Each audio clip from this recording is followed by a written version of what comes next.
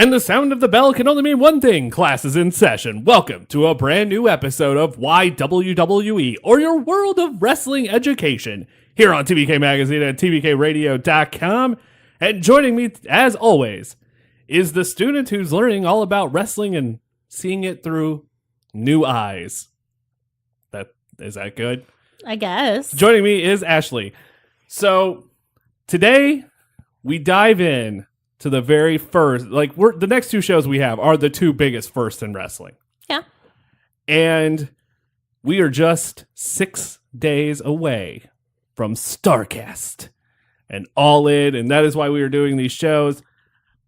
I probably should ask you how you were doing. I'm doing great. It's setting in that we have to pack. Yeah, no, the packing option is terrible. I'm excited about going. Less excited about driving that far. We could just McFoley it. Less excited about packing. We could just McFoley it and just throw everything in a trash bag. Let's see what happens. But we have recording equipment that needs to be carefully packed. We'll actually pack that, but all our clothes and stuff, trash bag. We'll McFoley it. But then we're going to be all wrinkled and look gross. Yeah, that's true. That doesn't work when you're not wrestling. Laziness. Well, I mean, I don't think anyone's going to say a word, but... Yeah, I think they would. Guys, we're on podcast... We're on Podcast Row on Sunday. SNS, our other wrestling show, the show where we talk about the news and everything going on in wrestling, is on Podcast Row on Sunday at Starrcast. Come out and see us. We've got cool stuff to give away. We're going to be playing games, apparently thumb wrestling. Yes. We'll talk about that on SNS on Sunday. We've got a lot of cool stuff planned. We can't wait to see all of you at Starrcast. It is going to be a crazy 4 days. If you see us walking around with a squirrel, stop us. Get a photo with the squirrel. We're donating $2 to the Alzheimer's Org Foundation. And I guess it's Alzheimer's organization, isn't it? Mm-hmm. We're donating $2.50 for every picture with Nutsy. And if we get a wrestler with Nutsy, it's $10. Hopefully by the end of the weekend, we raise $250. I have a feeling it's going to be a whole lot more than that. That is the plan anyway. So, guys, check us out at Starrcast on Sunday on Podcast Row. So, today... we are diving in to Wrestlemania 1. First of all, did you have any thought going into this show? Not particularly. Did you care? Let's start there. Did you care? Because I think last week with the TNA first TNA pay-per-view, I feel you were more intrigued by it going into it before we watched it. Well, I have heard more about the first WrestleMania, and I know a little bit about the Rock and Wrestling connection that came before it to kind of set all this off. And also, I know this is not super competitive. It is not modern in the least, and that's harder for me to watch a lot of times. Okay, so let's just start with this. WrestleMania 1, not very good. Before we get started, this show, not great. It's not bad, but it's not great. But I think the thing that sets it apart from the others is that it is the first one. Mm-hmm. I think it's like the Harry Potter franchise, I think is the best way to explain it, or any franchise, where the first movie, it's kind of shitty. But you look at it as a whole, and it's a great movie. The beginning of anything is going to have to give you a horrible backstory. And that's exactly what WrestleMania did. That's how all of the franchises start. Movie number one, with the exception of Star Wars, the first few seasons, it gives you shitty backstory. Well, look at The Office. The first 6 episodes of The Office are not the greatest. I mean, they're good. And you can check us out watching The Office and join us on our new show, Are You Still Watching, on Saturdays. And it will not return until September.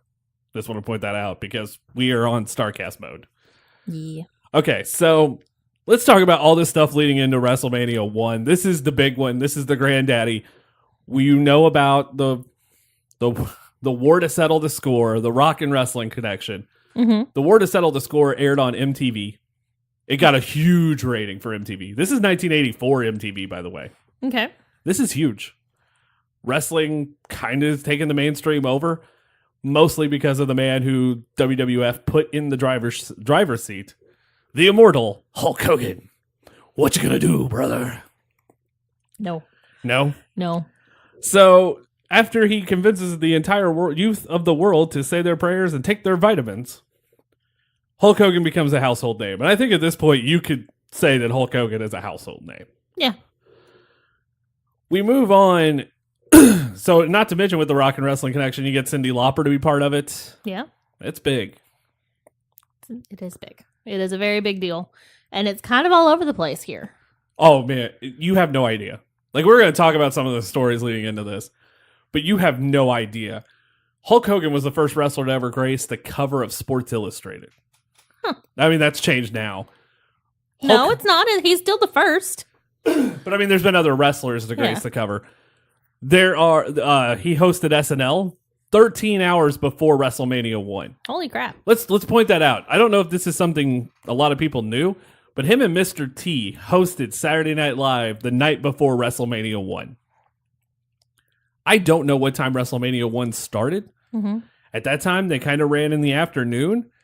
So we're probably looking at a 1 o'clock time. They were done at... That was 12 hours. Yeah. That's crazy. So that happened. Okay. Let's start with the name WrestleMania. This has been a fun story that I've gotten to pick up over the last few months. So the name WrestleMania, the original story that's been presented is from Howard Finkel. He was the one who created the name of WrestleMania. Okay. You have Beatlemania. Yeah. And it was huge, and the Beatles are all over the place, and woo, Beatles! Yeah. Why not have WrestleMania? Logic. Good logic. I approve of this logic. It makes sense. But there was another idea for a name at that time. Oh. And it actually won, and I'm not making this up. The very first name, for the first name on paper that actually won out was Colossal Tussle. I don't think it would still be around now. Honestly, I don't know that name would have made it. Well, WrestleMania was a make or break event anyway. That's what Vince told every wrestler backstage. This is a make or break event. If this doesn't go well, we might go under. That's what he's telling the boys, by the way, already going into this show. Yeah. From 80 standards, this show is awesome. From today's standards, this show is a steaming pile of shit. But not as big as a Super Clash 3. Nothing will ever be as bad as Super Clash 3. Oh, I can make that happen if you want. No, I do not believe it. Dub Cup. And I don't even know that the Dub Cup is going to be that bad. that's coming. That has to come. At least there's some kind of a story behind it. However, in September of 1985, at Madison Square Garden, the WWF ran an event called the Colossal Jostle. Colossal Jostle? Yep. And the main event for that show was Andre the Giant versus King Kong Bundy. The Colossal Jostle. Sounds terrible. Sounds like a porno. Sounds like a sex term. Hey, I got a question to ask you. No. After dinner tonight, after live PD, do you want a Colossal Jostle? No. That sounds terrible and kind of dangerous. It probably was. The main event being Andre and King Kong Bundy just sounds like a winning match of that.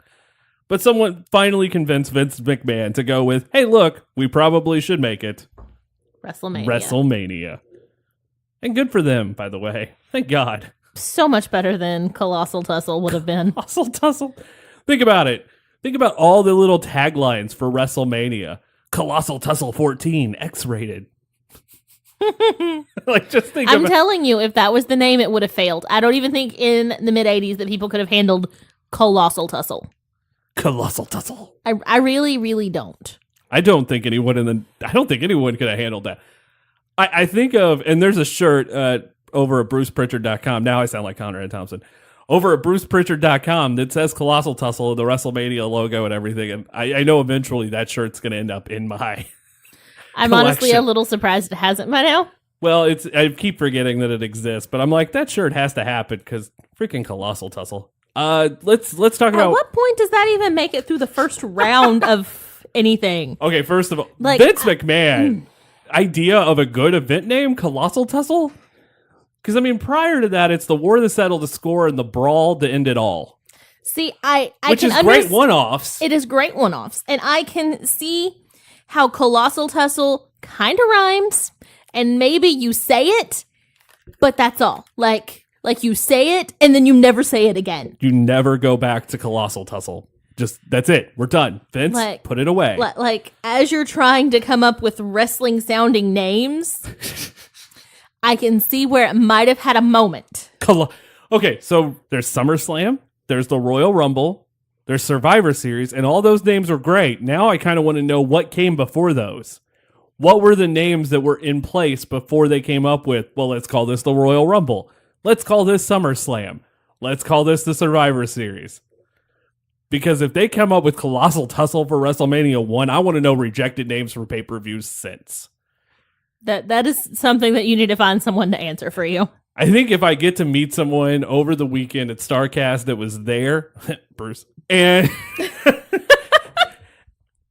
or I could ask Eric for WCW, like, can you give me a rejected WCW pay-per-view name? There's a list of ridiculous pay-per-view names from every company. It's not just WWE. It's across the board. There's ridiculous names for pay-per-views.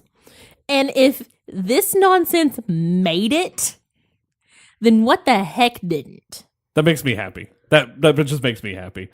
The night before, now, this is kind of where this story takes a crazy turn. Okay. My headphones just popped off all of a sudden. Just poof. So I'm about to just throw them away. Your head just exploded. Pretty much. No, I've lost sound in my right ear. So, yay, headphones just blew, apparently. So, either that or my sound. I don't know what happened. Fuck it. We'll just keep going. I don't care. All right. So, the reason... how did WrestleMania get paid for, I think, is one of the biggest questions a lot of people have to ask. And that started with the Crockett show. I think I've heard this story. There's more to it, though. Vince McMahon ended up with the Saturday night time slot that a lot of us grew up watching WCW with. Vince McMahon had it for about 6 months. It is known, by the way, as Black Saturday in wrestling. Wow. Because nobody wanted him to have that spot. The fans of that spot revolted against Vince McMahon. Oh. Okay, so let's think about this. You've seen the difference between... You've seen some NWA. We've watched Starrcade 85. You'll understand where this is going. You see the NWA style, which is a little bit more fast-paced, a little bit more hard-hitting. Mm-hmm. And then compare that to the WWF style, the mid-'80s. Which is just Flash. It's Flash and just body slams. It's over-the-top characters. That's what the WWF is. Hands down, it's over-the-top characters. Which is fine as long as you back it up with something more substantial, and they haven't yet. No, they haven't done that. They will get there. At this point, though, I mean, the best wrestler in the ring is Ricky the Dragon Steamboat, who, ironically, only debuted 4 weeks before WrestleMania 1 with the company. Huh. Yeah, there's something I did not know until I was doing my research. So, the Crockett's decide to buy the spot back. Okay. And they get the spot after WrestleMania 1. They end up spending upwards of $1 million for that spot back. Wow.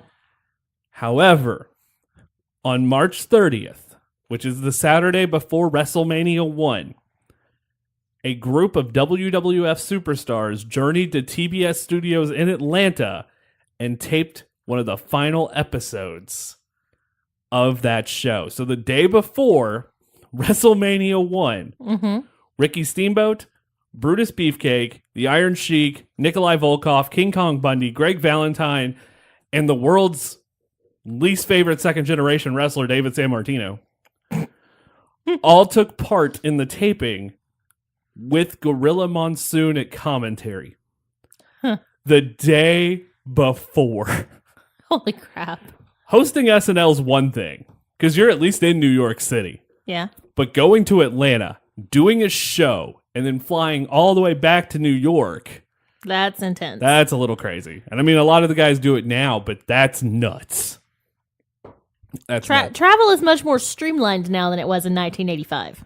So they had to have left Atlanta right after the taping. Like, they just had to get on the plane, get in their rental car, go to the airport, and head home. Or head to New York. I mean, that's how it had to happen. There's no other way. That's some crazy stuff. We talked about Hulk Hogan and Mr. T hosting SNL the night before, which is a little crazy to me. It is. But yeah, the $1 million is what the Crockett's believe paid from WrestleMania 1. The Crockett's believe they paid for it. I'm with them. It's kind of what it sounds like. You've watched you just put yourself out of business. Well, I mean, they didn't put themselves out of business, but I mean, they bought back their time slot, which they had for another 15 years. But the reason that WrestleMania was able to go off, I don't know if it would have they done as big or as much. And also, how can you give up the Saturday night slot? Okay, so I think Watts had it originally. So the Crockett's didn't have it, but Watts had it because there's a lot of companies that ran that spot. Georgia Championship Wrestling, Mid-South ran it. There's a lot of people who own that spot. Eventually, it ended up going back to the Crockett. Like, the Crockett's ended up getting it for the NWA. Yeah. But after thinking about that consistently, that's nuts to me. That's just crazy. First of all, I do agree. This spot has been around since 1975, I believe, for TBS. And it might even be earlier than that, but I know it's been around for it's almost at least over 10 years at this point. Mm-hmm. And they gave it up just like that? Vince just comes in and Ted Turner sells it to him? I do believe this is also the moment that Ted Turner decided, I'm going to destroy Vince McMahon at some point. Okay. I think Ted still has it against Vince for that time slot situation. I think that's why I think there's a lot of bad blood there. I believe that Ted Turner wanted more out of his company. Okay. And that's time slot, and that's why it ended up going back to the Crockett's. And that's why eventually I believe Ted Turner bought it from the Crockett's, was to try to hurt Vince because of that whole thing going down. It's a weird concept to me. It is very weird. You've watched WrestleMania 1. Could you tell that Jesse Ventura was nervous as balls? I mean, not particularly. He's always kind of all over the place. Apparently, Monsoon claims that he had to hold Ventura up by the back of his tuxedo jacket when the pair kicked off the show. He was that nervous. So that's a fun little story for you. I told you the Ricky Steamboat debut. It's weird to think of him as being nervous. I mean, you can tell that somebody else is very clearly nervous. So the main event could have changed. And I told you a little bit about this when we were watching it. So Mr. T and Roddy Piper hated each other. Yeah. In fact, and Piper wasn't the only one that didn't want to work with Mr. T either. But Paul Orndorff didn't like him, and Roddy Piper didn't like him. And those are the two guys he's going to be in the ring with. Which is probably not the best thing. Yeah. The day of the show, fearing that Piper and Orndorff would shoot on him. Okay. What just happened? A pin exploded. Is there ink everywhere? No. Okay. She just busted a pin. Good grief. The day of the show, Mr. T almost walked because he thought he was going to get He was going to get shot on. And for anybody listening to this who's like, why would they shoot him with a gun? That's not what shoot means in wrestling. In wrestling terminology, shoot is we're actually going to kick your ass. Yep. And I have a feeling Piper would have done it. Piper was kind of crazy.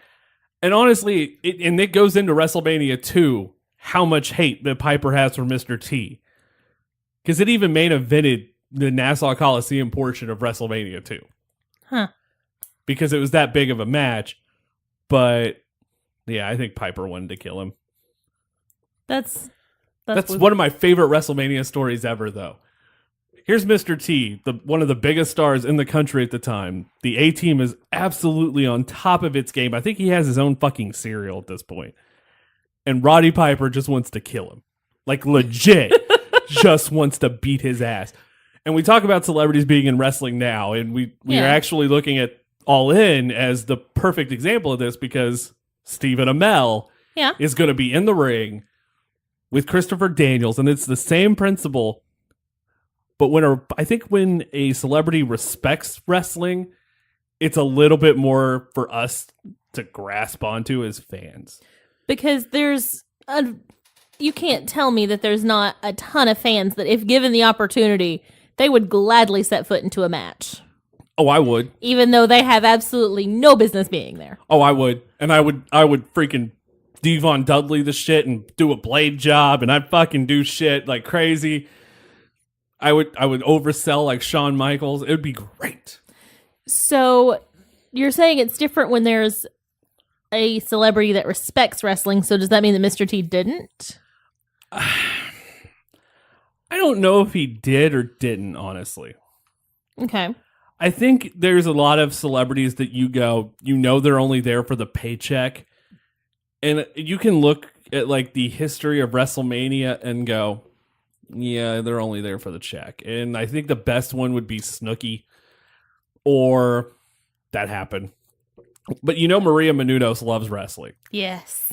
And she was in a match, and you could see how happy she was. And this was something that she always wanted to do. Like Amel, you could tell that he enjoyed being in the ring at SummerSlam 3 years ago. Yeah. He enjoyed being in the ring last year at Ring of Honor. He's going to be excited about doing this match. I've seen his training videos. They're insane.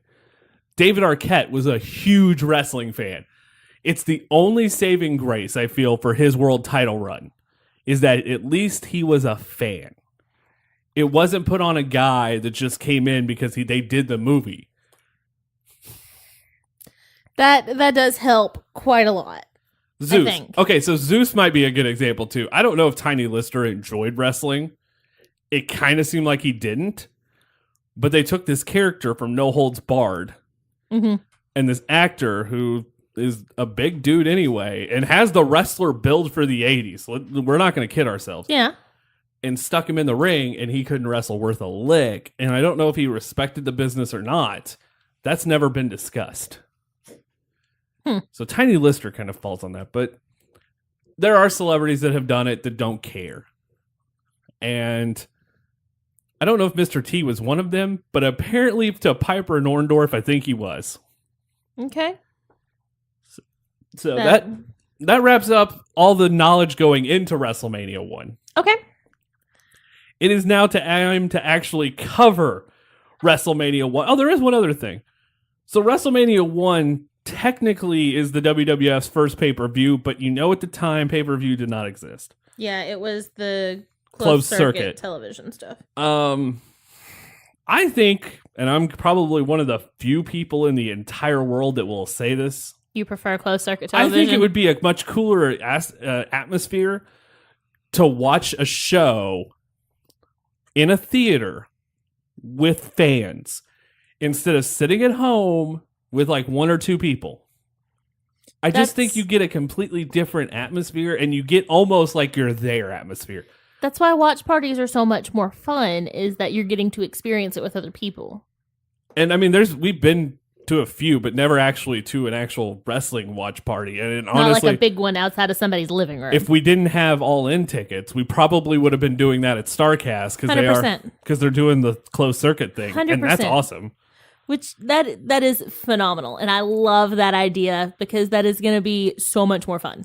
For the people who don't have tickets to All In and you still want to see it, but want to see it with fans, Starrcast is giving that opportunity where you can go while you're at Starrcast and watch All In with the Hurricane.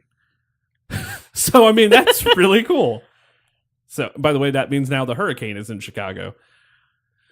Guys, I don't understand how there's this many people at Starrcast. We'll talk about that on Sunday because there's a lot. My mind is just blown by what is going on next week. And a few of the people that is in Starrcast is on this show. We will highlight them when we get there. Yes, we will. But first, let's kick off WrestleMania 1. I think before we get into the show, I want to talk about one thing. So they do this cool little graphic package and music, and I enjoyed that. That was very 80s-rific, though. Yes. But when you get the first shot of Madison Square Garden, and you commented on this, and I don't know if it's in your notes, it does look like it's person piled upon person, piled upon person, piled upon person. Yeah. Yeah. It's kind of awesome. It's a little ridiculous. But it looks great. Does it not? It does. On television, it looks great. The attendance, at least through WWE's number, is 19,121 for a sold-out Madison Square Garden. Go ahead. So this is March 31st, 1985. Yes. This is where we are. WrestleMania 1. Woo! New York City. New York City. And we start with the customary WWE song. Well, we actually don't start with that. They do actually the Star Spangled Banner in this one. Yeah. We're starting with a customary song. Oh, I thought you said the Shit. WWE customary song. The and I'm like, WWE customary. no, that's Patriot. America the Beautiful. Yeah, patriotic song. But they are here. they're doing the national anthem here. But WrestleMania at WrestleMania, I think it's 3, is when it first starts. Rest in peace, Aretha Franklin.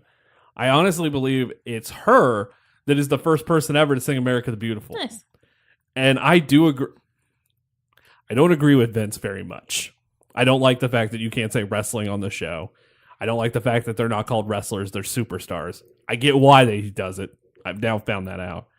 But if there's one thing I will always... Superstar means you can do a lot more in the entertainment world than just saying you're a pro wrestler. Yeah. He has a point. Yeah. I'd rather, Daniel Bryan will always call himself a wrestler.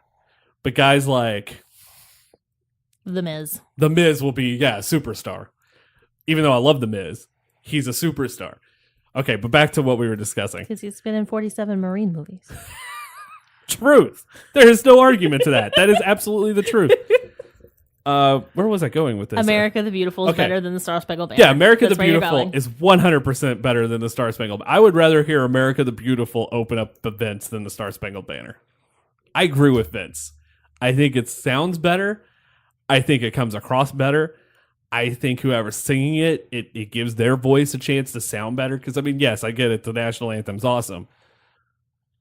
But it's just not, it doesn't sound as powerful as America the Beautiful. I think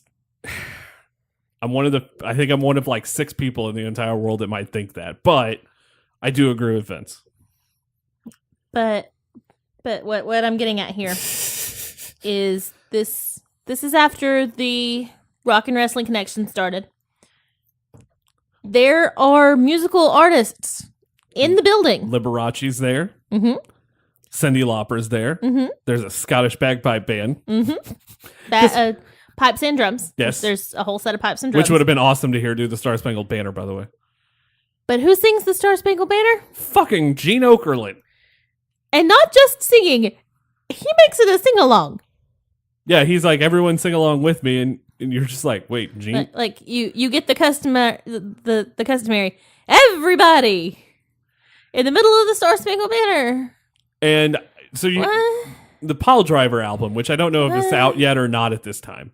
The Pile Driver album has Gene Okerlund singing Wop Babaloo Baba Wop Bam Boom, Tutti Frutti. And it's actually pretty awesome. He comes out to that if they ever bring him to a live show. At some point, I'll find it and play it for you. Lord have mercy. It's not bad, but it's not as good as it's better than his version of the national anthem.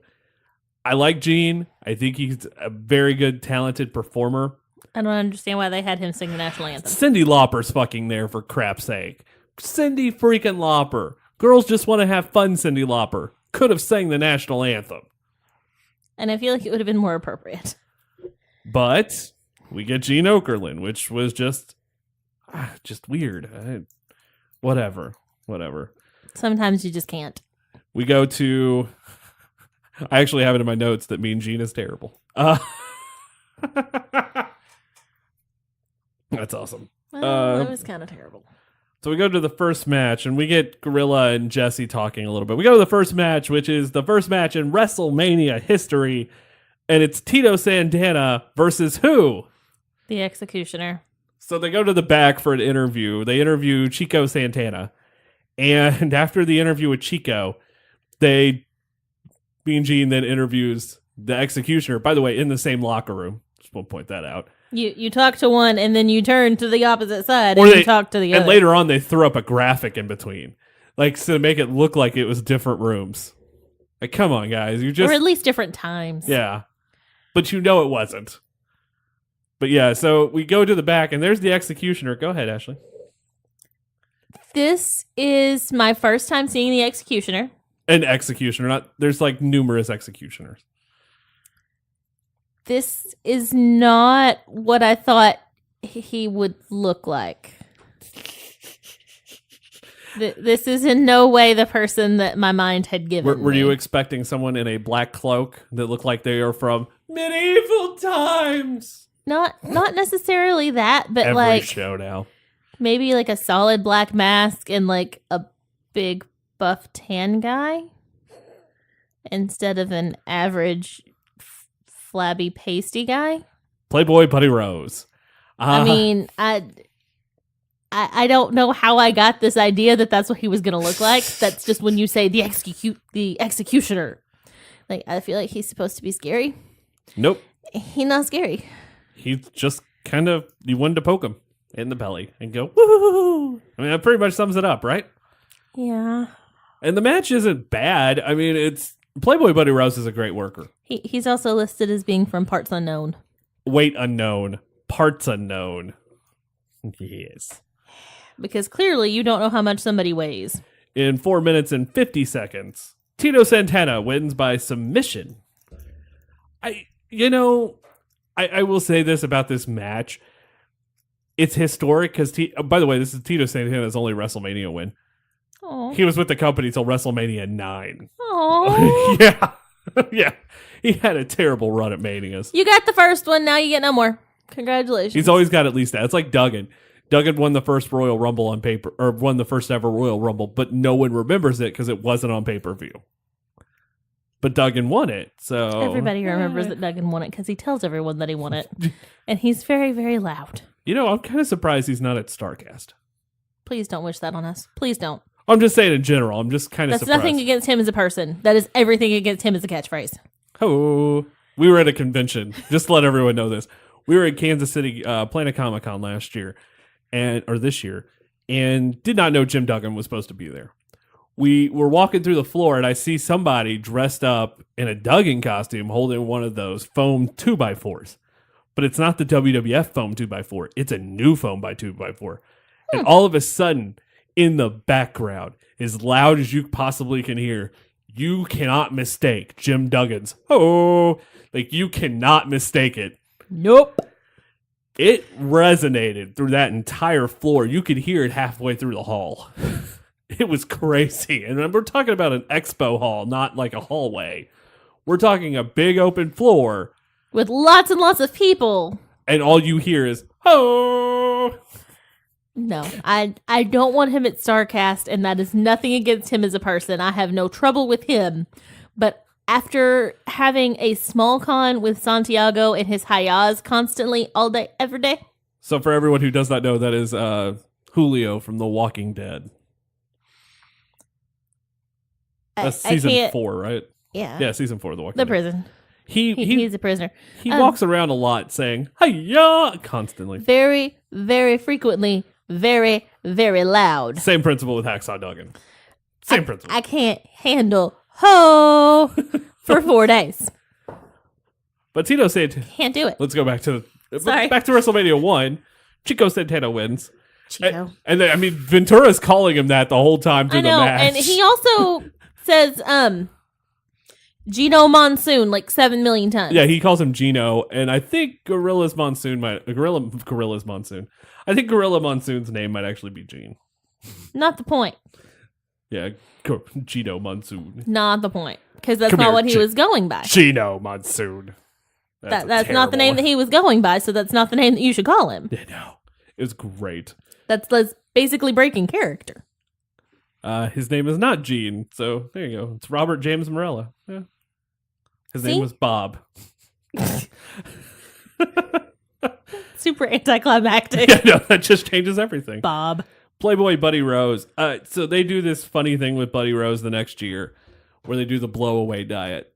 And it's humorous as shit. Okay. Where it's like, hey, here's this powder. If you put on you, it'll lose weight. And it's Buddy Rose doing the before and after with no weight loss.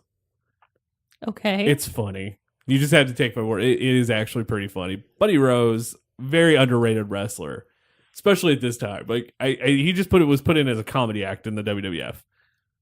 But I feel like in wrestling, you have to have comedy. Comedy acts. makes it better. You just have to have comedy acts, and that's just, I think, always going to be something that is in wrestling. I mean, you can only get to a certain level as a comedy act, which is sad. But people can't take comedy seriously. And that's why I believe that Buddy Rose as the Executioner probably had a better chance of winning a match than Buddy Rose himself in the WWF. And that's sad. Yeah. Oh, wait. Gorilla Monsoon's ring name, Gino. Still not the name he was going by at this point. Gino Morella. All right, we'll go. Still not the name he was going by. It's a random factoid. But he called him Gino Monsoon all night long. So the next matchup, and we go back to the back. And by the way, Lord Alfred Hayes, do you have any notes on this match? The only note I have is he landed in the chair. Oh, that was awesome. It was But pretty the phenomenal. executioner goes over the top and lands in a chair. Perfectly in the chair by the announcers. And even the crowd was like, that. Like, it was... there's no way that was on purpose. There's no way that was on purpose, but it was got perfect. Lucky. So now we go, by the way, poor Lord Alfred Hayes. He looks so Terrified. nervous. He looks like he's about to pee himself the whole night. Like, it never gets better. And I mean, there's a lot of nerve, and you can tell it now at this point. Like, knowing what I know about Jesse, but seeing Lord Alfred Hayes' face and his reaction tells me how nervous this poor guy was. Because this event was the big one. This is the one that's going to either make or break this company. And that's not always the best thing to tell people before you go into something big like this. You know, if Vince hadn't have told him, do you think it would have worked? Do you think it still would have came across as well? Do you think they would have put in the same amount of effort? I don't know. That's the problem. Because, I mean, Vince is a pretty good motivator. Vince is kind of a cult leader. And he can... I mean, come on. I'm not wrong about that. I mean, not really, but I don't know. But it's true. I don't know. It's hard to You think can't about really- what would have happened. You can't really decide if he was going to do that or not. So, I mean, that's kind of one of those things. So, moving on to our next match, it is King Kong Bundy versus Special Delivery Jones. Yeah. So, I understand having a squash match. I get it. I get that. But I also know that SD Jones did not want to finish that match in 9 seconds. Which, that match goes longer than 9 seconds. It probably goes 20. But they called it 9. But they still call it 9 to this day. But I'm sure that match went 20. I'd like to go back and actually, if I had thought about it, we would have gone back and actually timed it. But SD Jones apparently missed his cue in the match because he didn't want to lose a match that quickly at WrestleMania. Oh, I understand. I get it, but here's the thing. At that time, WWF's building, and they're always one step ahead. You kind of know this from listening to some podcasts with me. At this point, they're building towards the next year event if it happens, and the guy they're putting in the ring with Hogan is Bundy. Yeah. You have to make Bundy look like a freaking monster, and the only way you're going to do that squash matches. Have him go out there and squash someone who was one half of the World Tag Team Champions in the 70s with The Rock's dad. Yeah. Yeah, I'm okay with it. It makes sense for the story, but I do understand him not wanting to lose. Yeah, I don't. Well, not lose that quickly. Like, I mean, I don't think he had a problem putting him over. Not lose like that. The match itself, what a shitstorm. 9 seconds. I think it was more like 20.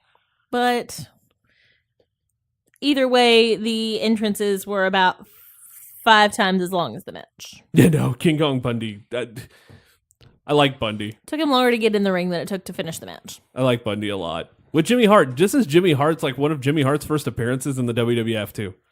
Really? I think it's coming off very quickly of him leaving Memphis and coming up to New York. Like, it's within 6 months. Okay. So that's kind of a crazy thing to think about.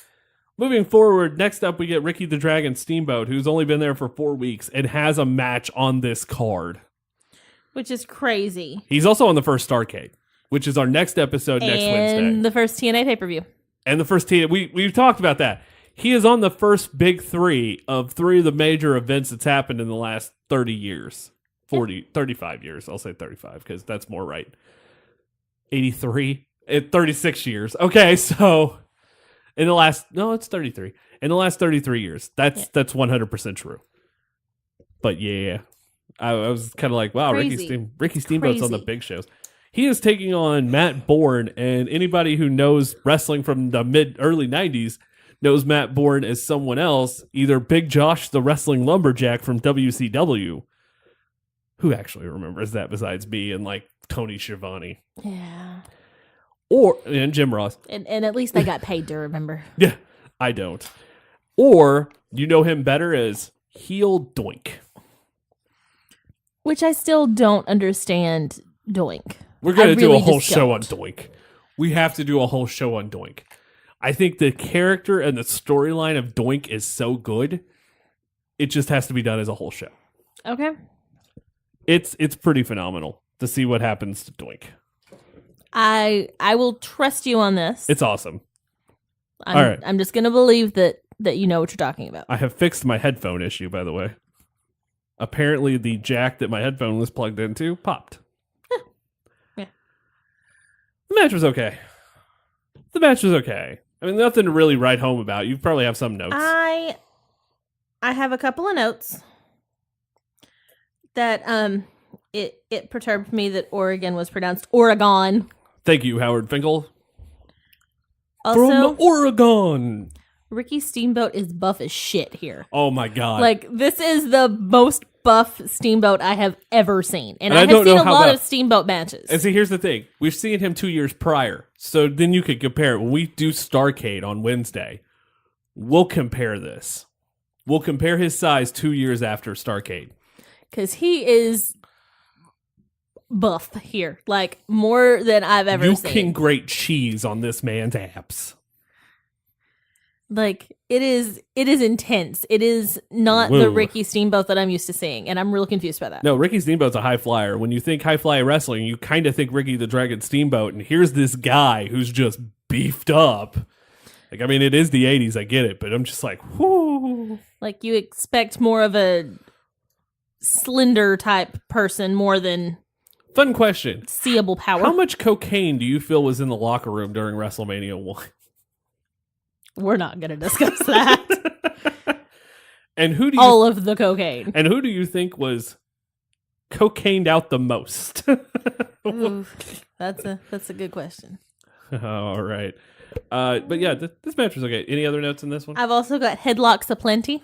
Oh, there's a lot of headlocks in it. It's the 80s. I don't like the WWF style in the 80s. I just, like I told you, if I'm going to go back and watch old wrestling, I'm going to watch the NWA. Yeah. Because it's just so much better.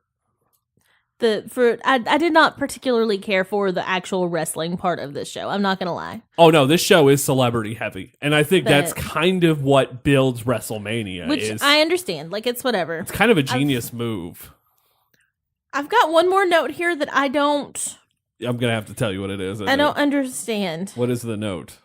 Into the mat cover. Oh, yeah.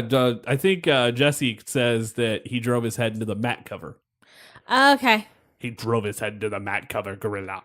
And that was a little bit better my first one. That was one of those things that I wrote down in quotations. Like, I thought I was going to remember it for some reason. You didn't. I don't understand why they called it a mat cover. I kind of giggled at that too, because that's a term I've never heard. It's just the canvas, right? Like, It's just a mat. You could say mat, you can say canvas, but mat cover? yeah. Well, that's a little weird. Maybe this is his really scared slipping out here. Ricky Steamboat wins the match in 4 minutes and 38 seconds. So far in this show, we have not had a 10-minute match. Yeah. We get our first 10-minute match next. When it should have been a 2-minute match. It's 11. By the way, it's the second longest match on the show outside the main event. And the main event doesn't even feel like it's that long. So if that tells you anything. It's because the main event actually had some decent parts to it. This did not. This was a shit show that And should this have is not lasted against- for 2 minutes. And I'm going to say something again. This is not a knock on Brutus Beefcake. Because it is not his fault this match fucking sucked. I'm going to say that. I'm not the biggest Beefcake fan. By the way, Beefcake is at Starrcast. But he's the best wrestler in the world compared to David Sammartino. Oh my god. Okay. So I know this is Bruno's past. God rest his soul. I think Bruno's one of the best ever. But This falls into at least Greg Gagne could at least work some. And Vern never thought he was going to be anything but a mid-carder. But at least Greg could go. and they only booked him at the top of his level, Yeah. I mean, he was But- tag champ a lot. which is fine. Anybody can be a tag champ. But here's An 8-year-old kid was tag champ. It's fine. David Sammartino looks like what would happen if the kids from Stranger Things did a lot of fucking steroids. Because I don't know what it is. David said, and they got to this promo in the back And Beefcake and luscious Johnny Valiant kill it. Kill that promo. Yes, they did. It's really good because, I mean, this is during Beefcake's I'm a Stripper run. But that promo, fucking great. They go to Bruno and David. Yeah. And David starts cutting his promo. How do I put this? Wrestling fans that are listening to this show that are more hardcore will understand where I'm coming from with this. When Goldust got electrocuted, Goldust started to stutter and have Tourette's. Those were better promos than David Sammartino's. I've seen those promos. Like, those are great promos. But Helen Keller could have cut a better promo than David Sammartino. It was really bad. So they get done, and then Gene asks Bruno a question, and Bruno in that voice that is just deep, and you can barely understand it to begin with. But Bruno talks, and just everyone, you could just tell everyone's just like everyone just shut up and listening. And I just feel bad for him for having this dumb kid. If David Sammartino ever listens, I don't know if David's still alive or not. If David ever listens to the show, if he is, I'm looking this up. I'm clicking it. Because if he isn't, I'm going to feel like a dick. No, he's still alive. Okay. If David Sammartino ever finds out that people are bad-mouthing him this bad, I don't know what he's doing now either. Who knows? Hopefully not wrestling. He retired. He retired pretty quickly. He had to. Is he still wrestling? No. Told you. No. Told you. I'm looking at his. In 2010, Sammartino teamed with Sabisco. 2010 was his last match that I can find on here. Sammartino is semi-retired and has worked as a personal trainer since 1996. But you have to stay in shape because you never know when your next match is going to be. I was going to do that on a show of this. I know this is kind of funny and out of the way, but if you haven't seen this week's episode of Being the Elite, do so, especially if you've seen the documentary Beyond the Mat. It is so great with them spoofing the Terry Funk. I can't think of his name now. I'm not booked. Terry Funk and my mind's blanking. Crap. I can see his face. I have no idea who it is. I just barely watched that. I actually have to now. Dennis Stamp. And they hit it perfectly. Like Matt Jackson's doing the perfect Terry Funk impression. He has the voice. He has the stumble as he walks. Flip Gordon is knocking it out of the park, delivering every Dennis Stamp line. I mean, it is great. My last match was in 1991, and Flip Gordon, I think, was born in 1991. He is just slightly younger than I am. And I fucking died laughing because I'm thinking, Flip's not that old, and that's funny to me. But they cut back to him actually in a bouncy house with the lights instead of a trampoline. This is epic. The bouncy house is a very nice touch. I want to know where they found the bouncy house. That's my question at this point. Did they rent the bouncy house especially for this episode of Being the Elite? I would say probably yes. I want to know. Flip just moved into an apartment. This is a different show. I want to know if that was like his home, like his housewarming party, and they just it was a bouncy house and a bunch of random wrestlers. Yeah. Okay, Sunday. We're going to talk about this fun stuff. David Sammartino sucks. Let's just go. So when they announced him, Beefcake comes out with luscious Johnny Valiant, and the crowd is booing like crazy because Beefcake's a good heel. Yeah, which, by the way, Beefcake was also billed from Parts Unknown. Yeah, it's fine. Which changes, I think, to a year later. When he starts cutting and strutting, he has a new place. But when they announced David Sammartino, you can hear fucking crickets. Until they go, and being accompanied by Bruno. And then he got the big pop. And the place just goes nuts, because Bruno's home, technically in wrestling, is Madison Square Garden. Oh, yeah. And it was the great... You see that moment where you're just like, Bruno should be the one in this match at this point. If you're going to do this, you might as well have just put Bruno in. Because I know Bruno's still in shape here. He just retired 3 years previously. I don't feel like let David take a big bump early on, and Bruno steps in his place to revenge his son. I mean, Bruno hits Luscious Johnny Valiant, but I mean, this match goes on forever. At least it feels like it goes on forever. This is one of those matches that went on 3 or 4 times longer than it should have, and those still happen today. The first happening, though, from Gorilla Monsoon comes from this match. Yeah. This match did not deserve a happening. No, he said, we're here at WrestleMania, and it's a happening. No, this match did not deserve a happening. This match did not deserve anything. If I don't say that Starrcast is a happening while we're there, I'm thoroughly disappointed in myself as a wrestling fan. Punch you if you do, though. As a wrestling fan.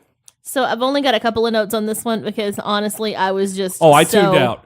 I don't usually tune out on old matches. Even I tuned out. No, I'm like, this is terrible. And again, not on Beefcake, because Beefcake's trying to carry David Sammartino's and you ass. just can't. You can't. At a certain point, you just cannot carry a person any longer. So I've got 2 notes here. My first note is that there was a terrible double toe hold from David. David puts... How do I put this? David puts Brutus in this... which looks like a submission, but instead it looks like they're getting ready to film a bondage scene.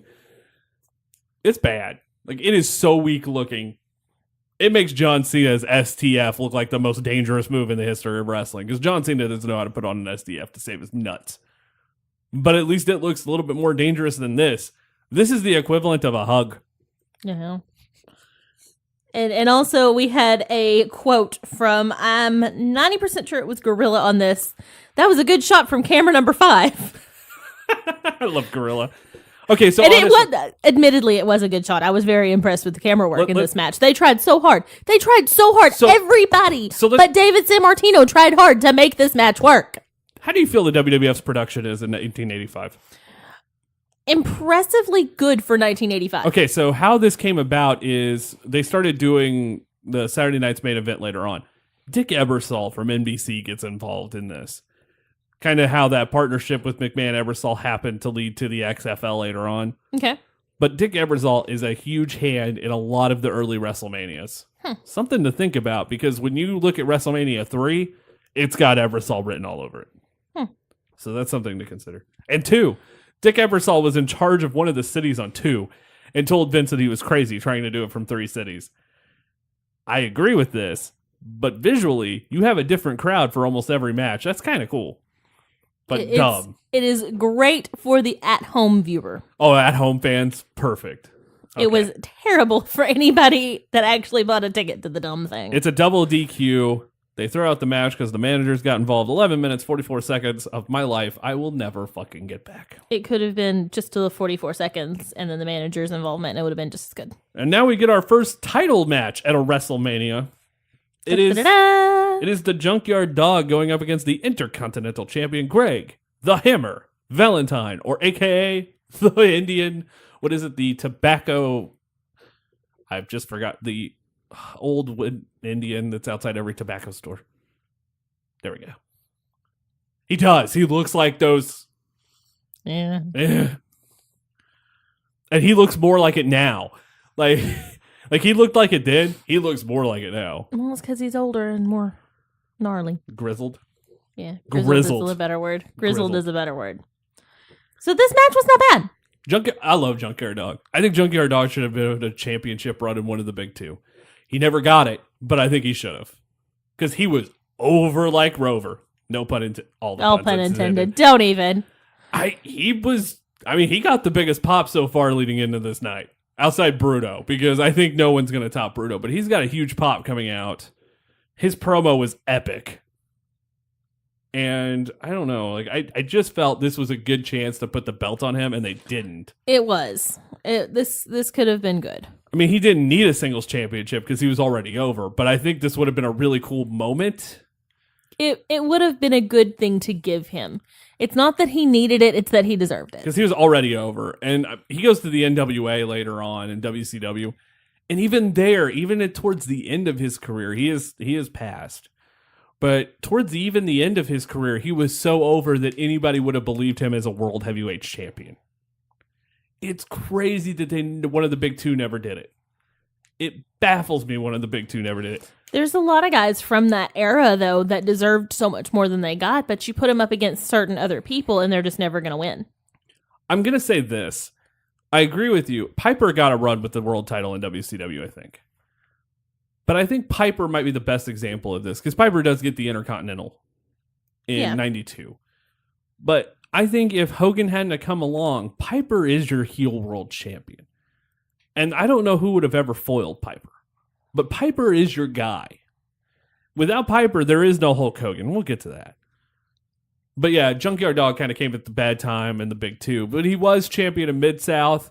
He sold out the Superdome in New Orleans. Which is super cool. I mean, it's impressive. But yeah, this match ends up in a countout. It was also filled with very soft headbutts. It was. But that was Junkyard Dog.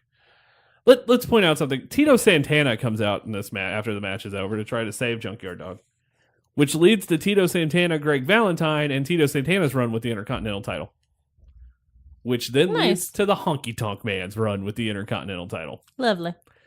You go from... No, I am wrong. You go from Tito to Macho Man.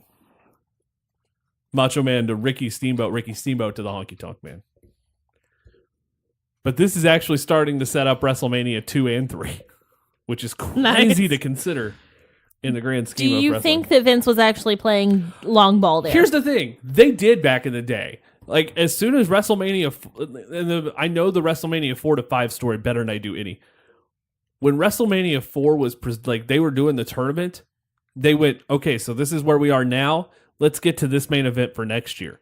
They hadn't even planned out who was going to win the tournament yet, but they were already saying the main event for next year is going to be Hogan Savage. And it is probably the best build of any of the feuds that they go from the year to the next year. Well, because they had it planned a year in advance. They knew what they wanted to do. And they've done that a lot. Like, I mean, I think Vince is known. Like, I think even at this point, the next day, Vince is like, King Kong Bundy is going to be the main event of WrestleMania 2 against Hulk Hogan. That's awesome. You put up that monster heel against Hogan, it works.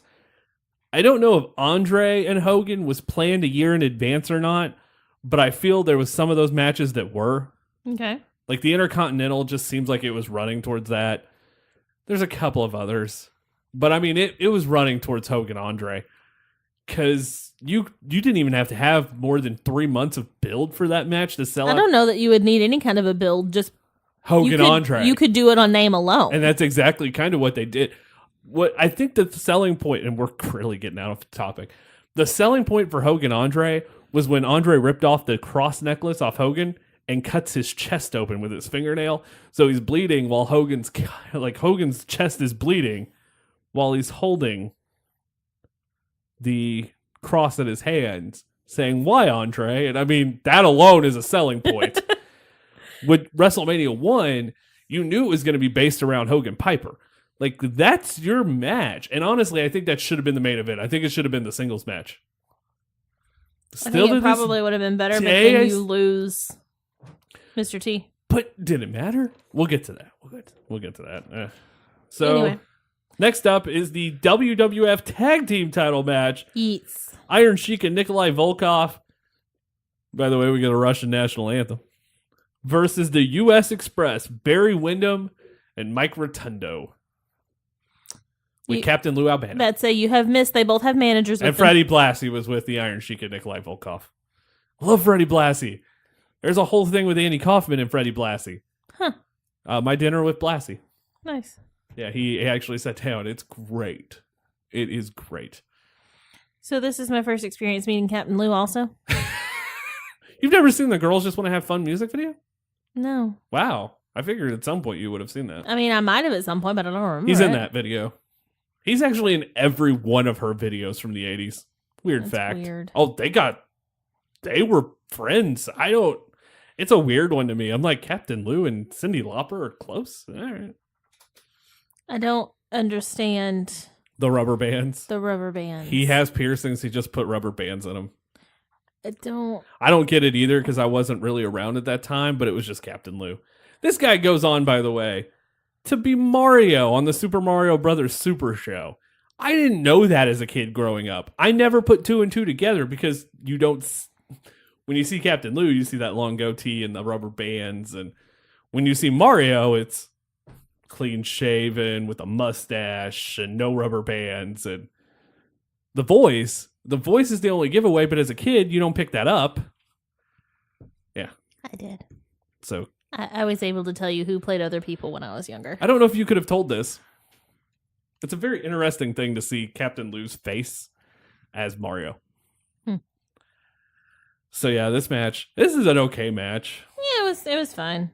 We get a screw job finish, of course, and the first title change in WrestleMania history. Do you have notes? I actually don't have any notes on this. I was pretty okay with this match. Like there was the Iron Sheik hits one of the US Express members with the Freddie Blassie's cane. Yeah. Now, funny thing about this, I believe that I know the WWE version on the network is dubbed. I do believe the US Express came out to Hulk Hogan's because it was their song first. Yes. And they dubbed it out. They dubbed over Eye of the Tiger later on when Hogan comes out for WrestleMania in the main event with that song. So I think they switched them around. The Rick Barringer hit. Whatever. But the tag team titles change here, and the Iron Sheik and Nikolai Volkov walk out of WrestleMania 1, the new WWF Tag Team Champions. I like the team of Nikolai Volkov They were and the Iron fine. Sheik. They were fun. I see them peppered throughout all of our classic wrestle watching here. Again, Iron Sheik ripped with a beer belly. That's all that needs to be said. Weird as shit. It makes no sense, and I don't understand the physics behind it. It works. Next up, we get the manager of managers, the greatest manager of all time, Bobby the Brain Heenan, cutting this amazing freaking promo and saying how Big John Studd is the only giant in the World Wrestling Federation and how they're going to put up $15,000 because Andre the Giant can't body slam him. This match is absolute dog shit. Just throw it out there. But my God, the story that this match tells. The story and the build to this, even just the little bit we saw, was great. And Andre's announcement and him walking through that entranceway at the Garden. Fucking awesome. So poetic. So great. You can't top that. You cannot beat that. Until later on when Piper comes out, because I think that was the highlight of the show for me. But this was a really, like I said, the match is dog shit, but the story they told is so much fun. By the way, we're at happening. Hold on, I got the happening number. Yes, I have a happening counter. We're at happening number 6. Yes. I'm more okay with that because the 2 matches before this can have happenings happen. We're at happening number 6 or 7 at this point. Andre the Giant body slams him. Do you have notes? I have no notes on this. This match was... You were okay with it? It was okay for what it was. I never walk into an Andre match expecting a good match. I think if you saw his matches from the 70s, it'd be a little different. But we're towards the end of his career here. He's not in able the best to of shape. move. Yeah, he's not in the best like of shape. he's in pain. He's not able to move. It's not going to be It's great. almost sad watching some of these Andre matches. Like this one's not so much, but like WrestleMania 3, knowing the story that you know, yeah, and his matches later on, because he still wrestles until 90, and knowing that, and just knowing how much pain he was in, and how much it would take for him to go to the ring, and just it just amazes me how much he loved it. And I cannot believe that he put himself through that much. He loves it. He loved it. I guess he really did. I mean. But it's like one of those things. He didn't love the limelight at times. That was done in that documentary, which, by the way, if you haven't seen the Andre the Giant documentary, you need to. That's amazing. He never had a hope of not being in the limelight, and I whether think he was just a his famous size. wrestler or not. Yeah, just his size alone. Which I think now, if Andre would have came around now, and this is a weird statement, I don't know if Andre is as big as he is. And I don't mean height-wise. I mean popularity. I don't think Andre becomes the 8th wonder of the world. And I know that sounds crazy, but there's guys like Big Show and Kevin Nash. If then there wasn't that many big guys, now we're talking like there's just this horde of big dudes. And while he is the biggest of the large men, Elegante was almost 8 foot. I mean, yeah. There's just, it's kind of weird to think that. Sometimes you get the right person at the right time to make something. And Andre was awesome. the right person at the right time. And so sweet. You want a peanut? But I will say that I think he is one of the very few people that you can see do a bear hug and it be believable. Only big guys should only do bear hugs.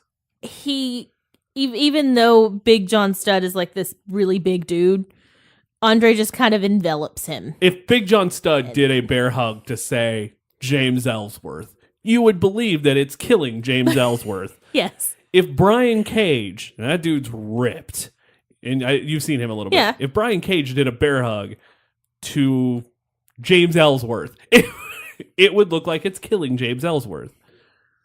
I didn't want to use Marco at this point because it came through my mind like, he's like 5 foot tall. But if anybody and like 27 pounds. But when you get when you're on the same plane as somebody and you're the same size as someone and you're trying to do a bear hug, it just doesn't work.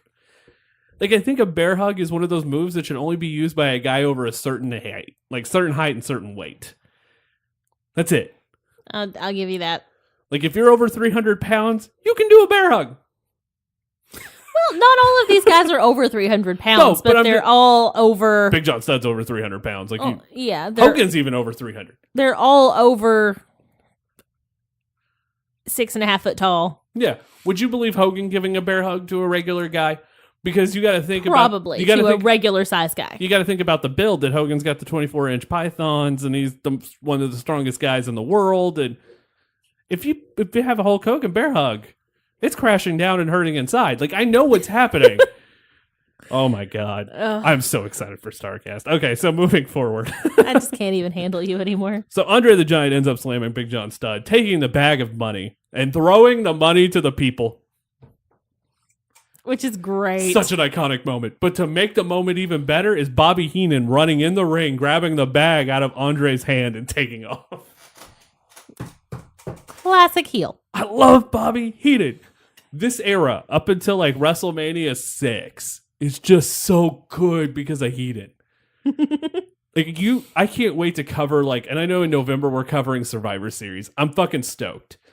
But I know those first few Survivor Series, it's Heenan heavy. And I cannot wait to watch some of those old ones where we just take notes because those matches suck.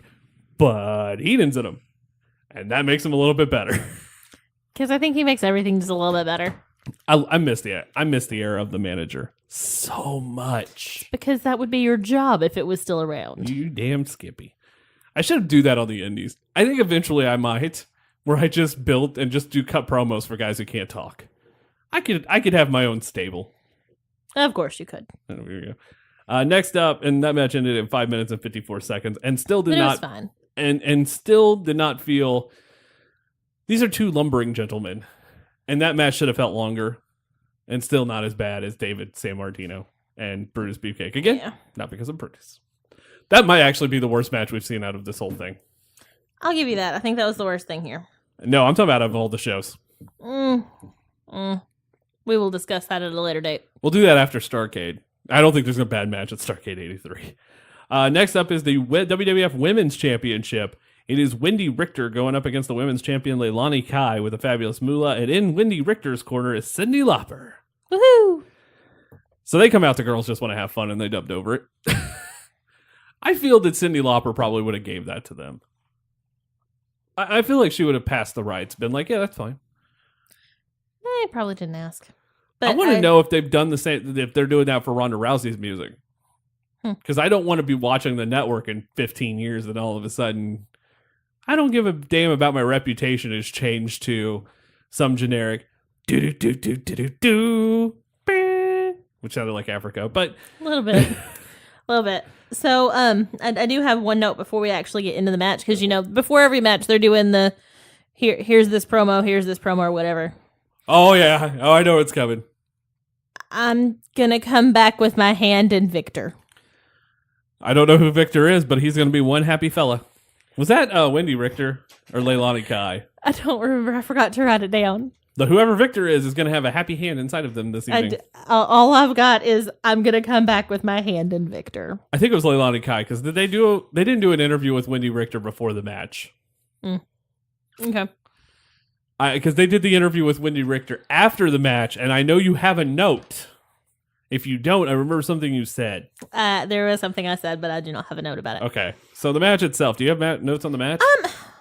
Hair whip. I mean, hair whips. That's actually, I've got hair whips and overemphasis and kickouts. Do the hair whip, hair whip, hair whip. You're totally missing.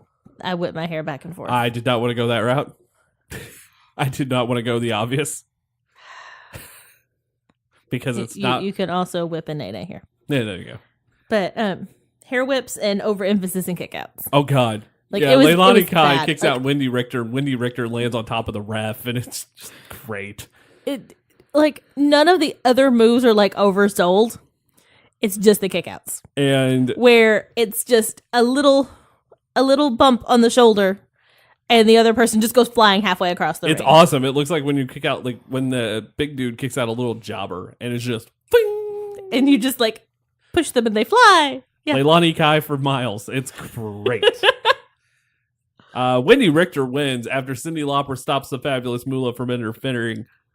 This was kind of a good match. It was good. There was a good story here. 80s it was women's, lots of fun. This does lead to Wendy Richter getting screwed over by the Spider Lady later on, and I told you that story. But it's whatever. We're looking at this as an isolated incident, and it was good. Yeah, Wendy Richter does actually get inducted in the Hall of Fame eventually. Thank God. But they blackballed her. I don't know the whole story behind that, but they blackballed her. But funny story there too is that she was married to one of the Spanish announcers. Which I always thought that might have been like a conflict of interest in the home. Yeah. I think it was Hugo Savinovich, but it just seemed like it was just this conflict of interest when you hear, oh, and he's married to Wendy Richter, and you're like, what, really? They hired someone that's close? Yeah. Well, oh, the fuck? I mean, how many Spanish announcers can you have that are both good at announcing, good at Spanish, and know what they're talking about? So we go back after the victory, and they're dancing around in the ring, which is an iconic moment, by the way. We go to the back, and it's Gino. It's Gino Okerlund interviewing Wendy Richter and Cyndi Lauper. Yes. Go ahead. No, you go for it. Ashlee looks at me and goes, well, that's not the voice I expected coming from Wendy Richter. I'll tell you what, Gene, I got the title tonight. Yeah. I feel like I'm getting ready to drive a NASCAR. Yeah. I love Wendy, but I was expecting more of not even any accent, just basic person. Tonight, Gene, I won the women's championship. She sounds like backwoods, middle of nowhere. Have you heard Sarah Logan yet? Down the road from here. Yeah. But you expect that voice to come out of Sarah Logan. You did not expect that to come out of Wendy Richter? I did not expect that voice to come out of Wendy Richter, which makes it even more funny that she is married to a Spanish man. Yes. So that happens. Wendy Richter is the women's champion. Okay, so now we get the main event. And we just get a cavalcade of celebrities. First up, and this is what really builds that first moment for WrestleMania. First off is former Yankees, by the way, we're in 9 happenings, former Yankees manager Billy Martin. This is the guy who carried the Yankees as the manager during the World Series run of the 1970s. He's loved in New York. He got a huge pop when he came out. You got to admit that. Yes. Now, I still to this day don't understand the second one. And whatever. But it's Liberace, and I remember seeing the interviews, because I think they're on the network too, but they're on YouTube, where it's Gene Okerlund interviewing Liberace about being at WrestleMania 1, and he seems like the most excited human being on the planet. So here's Liberace coming out with, out of all things, the Radio City Rockettes at WrestleMania. 4 of them, and they dance in the ring for a moment as he's coming out to be the timekeeper. But my God, when I would look back at this, hearing that, I'm like, why is Liberace just seems like an out of place celebrity? But he looks so fucking happy. But then I see it, I'm like, no, this is good. Liberace kills it. He's one of the best celebrities I think they've ever had at a WrestleMania. He just seems legitimately happy to be there. And that alone makes it 10 times better. Yeah. And then next up, we get the special guest enforcer, the baddest man on the planet at that time, Muhammad Ali. Only at that time? Well, they gave that nickname to Mike Tyson in 1988. So I said at that time because he was the baddest man on the planet at that time. Mike Tyson then becomes the baddest man on the planet. And now I don't know who it is. So at this point, who would you pick? Mike Tyson or Muhammad Ali as the baddest man on the planet? I mean, not literally currently. Well, I mean, so if you take Muhammad Ali in his prime and Mike Tyson in his prime, oof. Tyson knocked out so many people. But even Ali lost a fight, and Tyson lost a fight by just a weird punch. So I can't really say much. I think Ali had more finesse, but I think so this is my cop-out. If Tyson would have connected with his right, Tyson wins that fight. But Ali's so fast. It's almost to the same point of what Mayweather-Pacquiao was. If Pacquiao would have caught Mayweather with like a huge punch, Mayweather would have been on the mat for 10.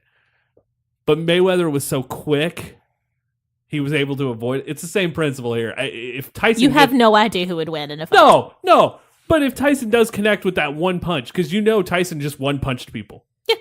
They're 15-second pay-per-views. By the way, it's one reason I never order boxing. Because I will never order a huge boxing fight after seeing the Tyson fights from the late 80s, early 90s. Fuck that shit. But I do know... Not paying $100 for a 10-second fight? No. If I wanted that, I would just go to a brothel. It tells... The reaction I just got was... I could give you a really terrible comeback here. And Go for it. No, it's mean. We are on the show. If you do it, I feel like people will love you more. Go for it. No, they'll say I'm mean to you. And then I become a sympathetic figure. Which I don't want. And I become the Becky Lynch of this show, and I'm okay with that. No, I'm not giving you the humanizing factor here. No. Mike Tyson wins with a huge punch. If he doesn't connect that punch, Ali wins. Okay. That's my response. So, as a ref with Ali, by the way, it's Pat Patterson. It's the Pat Pattersons. I love Pat. I love Pat. I want to see Pat in person. I've never got to see him in person yet. He looks so like just this sweet little old man that you need to give a hug to. He still does. He does. By the way, the fun thing is that dude still looks the same. Yeah, like he stopped aging at a certain point. I want to meet him so bad. He's on my list of guys. I'm like, I would like to meet you and just sit down with you. That's the kind of person that I don't want to shake his hand so much as just give him a hug. He's gone through a lot of hell in life. I feel like you give really good hugs, and I need to be a part of that. So next up... So can we make that happen? Next up, we get... Does Orndorff come out first, or is it Piper? It's Piper. It is Piper, who came out with full regalia, pipes, drums. This was awesome. This is the first grand WrestleMania entrance ever. Because this is the only entrance that got anything like that. So does this say how big they were on Piper at the time? They should have been. He was amazing. Because he was the guy who technically... If it wasn't for Piper, we probably wouldn't have Hulkamania. We would, but it wouldn't have been as big. Because you have to have a great villain to go up against a great hero. I feel like the villain has to be better than the hero. 90% of the time, yes. The hero is going to get the spotlight, but I feel like if you do not have an epically wonderful villain behind him, it does not matter. Which is why I don't like Superman, because I feel like all of his villains are that way. But Batman's villains are on the same level mentally as him. Because Joker's nuts, but Joker's not smart nuts. Riddler's smart nuts. Just because you're insane doesn't mean that you're not also a genius. Because there's a fine line between genius and insanity. So Piper... Sometimes the line blurs. Piper comes out, and it's awesome. I mean, it's just awesome. The fans are throwing trash in the ring now. I mean, it is unbelievable how much heat Roddy Piper has. And I am so happy as a fan seeing this. This is the moment. If anything at this point, WrestleMania has been okay. But for a first show, this is pretty damn good. It is. This is better than I think you can expect your average first show. Because you don't have like your big match is a tag match, which is sad. But I mean, I get it. So Orndorff comes out. Randy Orton Sr. or Bob Orton Sr. Randy Orton Sr. Randy Orton Sr. Bob Orton Sr. comes Appropriate. out. Comes out with his fucking wrist in a cast. Constantly. That was a thing. He broke his wrist and wore the cast for like 7 years. Great. Great crap. Like, even when he went to different companies, he'd keep it. That's weird. It was great. Because I mean, it's a thing. It's funny now. It became one of those things where I'm like, Bob Orton Sr. was a great wrestler, but you add that, like, heel tactic to him because the cast was always weighted. That's awesome. And then next up, we get Mr. T and Hulk Hogan.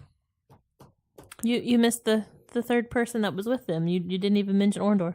Oh, I said Orndorff and Bob Orton. I said Randy Orton Sr. But, I didn't hear the Orndorff part. Paul Orndorff's out there. I like Paul Orndorff. He got to be in the first main event. I mean, that's pretty awesome. I really don't know anything about him. He's a dad. He looks just like your average dad or grandpa now. It's great. He's got like a freaking handlebar mustache, though. It is fan-freaking-tastic. Like, you'll see videos pop up of him occasionally. He was at WrestleMania 30 when we were watching that. Because remember, they went in the back and they pulled the WrestleMania 1 main event. Like, Piper and Orndorff was on one side, Hogan and T were on the other, and they were doing the... Yeah, because we watched 30, and I was like, hey, it's the WrestleMania main event. I did. Okay, so that happens. Now we get Hogan and T, and that place goes apeshit.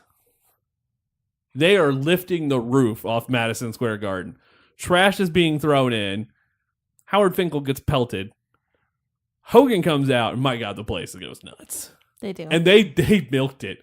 They milked it, because there's just time where you don't hear Hogan's music. And the fans are just booing, and that just suspense is building, and all of a sudden, dun, dun, dun, dun, dun, which I had the Tiger then, but that place goes which is weird. Nuts. Bam, bam, bam, bam. Which I feel is kind of actually way more intense than his real music. I think I had the Tiger might have been better. I like his WCW music better. I'm, again, one of the few people probably in that. Yeah. That he's American-made song. Yeah. I like that one better than the WWF one. I don't care for either of his songs, and I don't really care for Hulk Hogan. Here's the... I know you don't, and we're going to talk about that in a minute, but they took the promo from King of the Ring 93 and turned it into the American-made song. Which is really cool. Yeah. I think Jimmy Hart produced it, too, so... Jimmy Hart's with Hogan at that time, so yeah. Oh, you also have Superfly Jimmy Snuka. And yeah. So good guys here. It's just a clusterfuck. I mean, they've... Hogan and T wrestles Orndorff, T wrestles Piper. Piper slaps him in the head. I think those were real slaps. Still to this day, I think those were real slaps. The match is all right. Orndorff is the one that gets pinned. I mean, there's not much. Nobody's surprised by that. Yeah, and he gets pinned after he's holding, I do believe, Hogan for Bob Orton Sr. to come off the top rope and hit, or Bob Orton Jr., I don't know his name. For Orton to jump off the top rope and hit with a cast, and he hits Orndorff, and the crowd goes absolutely bananas. Yeah. And Hogan pins Orndorff for the 1, the 2, and the 3. So Piper doesn't even take the pin in this match, which is awesome. But there were so many people up next to the ring on this match. Yes. That it was insane. Like, absolutely insane. When you saw someone on the outside of the ring, they couldn't even move. Which I absolutely hated. There were too many people down there. Oh, there was photographer after photographer after photographer. I'm glad this is not a thing anymore. Because it was, I mean, it's still a thing in Japan. But it's not that a thing. many, though. It was a cluster smurf. Like, I feel like there has to be a limit on how many people you can allow in that area. And I saw Bill Apter in that. He's going to be at Starrcast. That's where I took from that. I was like, hey, Bill Apter's in that crowd of photographers. Paul Heyman might have been in that crowd of photographers. I think he is. I think he said it. At some point he was in the crowd. He was in that group of photographers for WrestleMania 1. So I know Heyman's in there. I know Cornette's taking photos, but I think he's taking them in Georgia at this point. Or he's taking them in Memphis. I'm not 100% sure. But I know Apter's in there and for sure, and he will be at Starrcast. I mean, Hogan poses to end the show. They go to the locker room. Hogan cuts this awesome promo. WrestleMania 1 comes to a conclusion. Overall, it was good. It did set in motion what probably should have happened. I think do you think if WrestleMania 1 would have not been a success, do you think it still would have been, like, do you think the company would still be going? No. The weird part with WrestleMania 1 is that they don't know numbers of what is happening around the country until like 3 or 4 days later. Okay. They know some, like they'll know the numbers on the East Coast like earlier, but the numbers are starting to trickle in, and they realize that they have a success. And Vince even talks in some documentary, I think it's the Untold Story of WrestleMania, and it's a great documentary, 2.5 hours on the network, just amazing. Vince talks about how they just drank for 2 solid days after it was succeeded, and then it was back to work as normal. Because Vince is one of those guys that after a show's done, it's wake up, let's do the next one. Let's plan for the next big show. But also in 85, WWF would do the Wrestling Classic, which had the main event of Hogan and Piper one-on-one. And it didn't have a clean finish. Of course it didn't. I don't think Hogan Piper had a clean finish till WCW. And if I'm wrong, someone please tell me. Send me an email because, yeah. That's insane. WrestleMania 1 goes down as probably I don't think it's the biggest show ever. I think it's the second. And a lot of people are going to be like, well, what the hell? Because, I mean, it's the only one going. But if it wasn't for Starrcade, we would not have a WrestleMania because Starrcade was the first Super Show. I'll give you that. Next week on this show, we are going to cover Starrcade 83, which ironically also has Roddy Piper. 2 matches stand out, and I've seen one of them. I've seen both of them, but 2 matches stand out on paper. They are Piper and Greg Valentine in a dog collar match. Both of them are on this card. In a dog collar match. Okay. And it is brutal. I'm just going to warn you now, there is a lot of blood in that match. I'm not surprised. And Harley Race and Ric Flair inside a steel cage for the NWA Championship. It's exciting. Whew. Whew. It's still weird to me that Dusty is not on Starrcade 83. He's in the crowd. Like, they interview him. It's still weird to me that he's not on the show. Why? It's his baby.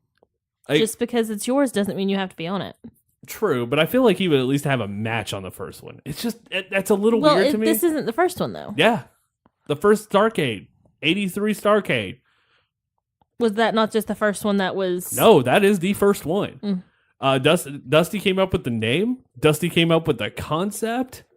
Do you think that maybe he would just want to stay out in the crowd to watch it? And that's probably what to be able to see this great creation that he did. You don't have to be a part of it. It's a part of you. Which, I mean, to this day, I think when you actually go back and look at, like, say, War Games and the Great American Bash and Starrcade, you have to think Dusty Rhodes. And that's the thing going into next week, which is we're doing this show the day before we leave for Starrcast and ALL IN. The reason we picked Starrcade 83 for this week was because of the parallel that comes with ALL IN. And I wrote this. That the parallel is that when Starrcade was created, it was Dusty Rhodes and the Crockett brothers. Now, granted, the Crocketts weren't ever wrestlers, but it was David and Jimmy Crockett. I probably got the name wrong. I know David's one of them. And then fast forward 15, 25, 35 years? 35 years. 35 years. To what's going on in wrestling now. And the biggest show in the country outside WWE right now is being ran by the son of the guy who created Starrcade and 2 brothers. The parallel is there. This ALL IN might be the modern day version of Starrcade. It's pretty epic. The cat is surprised by this information. The cat's like, wow, you didn't tell me that. You did not tell me that. So, what do you rank WrestleMania 1 for a letter grade? I'm going to give a ranking on the full experience, not on the wrestling, not on the matches, not on just the story. Okay, so this is the... I'm going to give a full answer here. It's probably going to be about a B-. Because of the Because story. it is saved by everything other than the wrestling. Ironically, I just got an email from Medieval Times Nice. for cheap tickets. Of course. But not as cheap as I got tickets. But yes, I gotta agree. Like I said, I don't think it's the best WrestleMania. It's a middle of the road Mania compared to everything else, and it's sad to look back and think that. But you can't compare it to anything else because it's the original. And that's the reason it will always have a higher mark than like a lot of Manias that is in that middle. Because you go, okay, it's the first one. That alone makes it better than, say, I'm trying to think of a middle of the road Mania. I'm trying to think of a really just middle of the road WrestleMania off the top. 14. 22? 14's a middle of the road Mania. Like, you have cool moments, like Austin winning the title, but there's not a good match on that show. But I think WrestleMania 1 kind of is past that because it's the first one. I'll give you that. Like, it kicked off different eras. So, you have learned about WrestleMania 1. I have learned about WrestleMania 1. Next week's Starrcade. And then All In. We're going to take a break from this show after next week for a couple of weeks. Because, one, I need a break. I have recorded how many shows lately? Too many. So, I need a break. We're going to take probably a month off. Maybe not a month. Probably not a month. Probably a couple of weeks at least. I'm taking the weekend after off, definitely. Because I'm going to see a concert. So, as soon as All In is over, we come back with pictures and all that. I'll upload all that. Because SNS, we're going to have a lot of SNS episodes. Yeah. That I cannot wait for you guys to hear. Like I said, check out TBK SNS on Sundays. We will be on Podcast Row at Starrcast on Sunday. And the day after All In. So any surprises that happen in All In, they could end up on our show. And regardless, we get to talk about them. Yes. Unfortunately, that will not be a spoiler-free episode, and I apologize now. Well, I don't feel like it is a spoiler-free. You can't. It wouldn't be spoiler anyway because it had already happened. But we usually wait 24 or more hours before we discuss things. But that show's not going up until like Tuesday. Yeah, there's that. Because I'm going to come home and edit it. So, guys, excuses. Yeah, because I'm not editing it. We're going to Medieval Times first. Guys, that's going to wrap up this edition for YWWE. Ashlee, did you learn something? I think I did this time. What? Shut up. Class dismissed.